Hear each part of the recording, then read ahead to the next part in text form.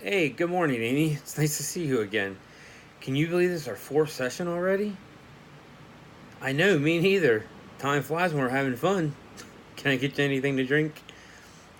No? Okay, well, please have a seat and let's get started, shall we? Alright, so before we go over this week's session, I just want to review with you real quickly. So, over the last 3 weeks, you've mentioned to me that your family, including your husband, have noticed changes in you and are concerned. You do whatever you can on the days you manage to get out of the bed, and you have noticed that you drink to control how you feel. Uh huh. Okay. Sounds good. All right. Then you mentioned to me a few weeks back that you want to be the person you used to be and get to your kids' activities on time and be present in their life again. But you were scared to change because you're not sure how to cope with not drinking. Does that sound about right? Uh huh. Okay, good. So this week I want to go over all that we had discussed and try to put a plan together. How's that sound? Awesome. I'm glad to hear. Or I'm glad you are so eager to do this. You seem motivated to change compared to last week, where it seemed scary. So that's already a positive step in the right direction. Now, in regards to to your family and husband, they need to be supportive of you on this journey of change. I want you to write down your feelings each day, and whatever caused each of those feelings.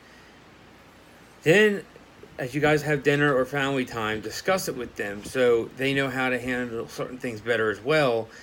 And then you guys can feed ideas off of each other, and that then they're walking with you through this. Do you feel you can handle that? Mm-hmm. Great. So let's just start off small, and just remember they do love you and care about you. So you don't have to put it all into it all at once. Just small steps. Now, in regards to last week, I know you had told me you were getting out of bed more often, and that is great news. And I think you could use like a reward system for when you achieve this, because you work hard to do this, and I know how much it means to you. But it's more of a positive reinforcement, if you will. And the reward can be up to you and the family as a mutual agreement, and make sure they get the last word though. And if you have to, let your husband do the shopping and spending, so it will limit your temptation to purchase possibly alcohol, which would make the process harder for you to overcome. Think you can? Mm-hmm. Okay, I mean, I can see your concern with the reward, but like I said, it will help, never hurt. And they know what's best for you as well. That's why you guys discuss it. Now, when it comes to your drinking, just instead of drinking your feelings away, just try to express it through maybe a phone call with a friend or a family.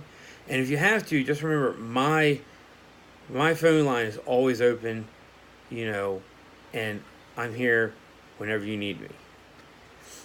Now, before we wrap up, there's one last thing I want to mention to you, and that is to certainly seek an AA class to dig deeper into who you are and how to overcome this using spirituality and emotionally.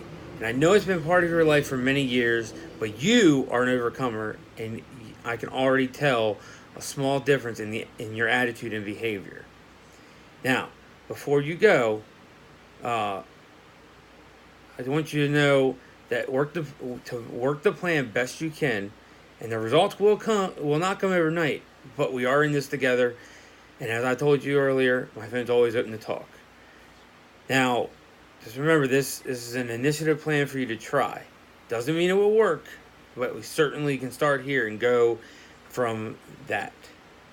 And we discussed involving family and a few select friends because you have a great support system and you deserve them for sure.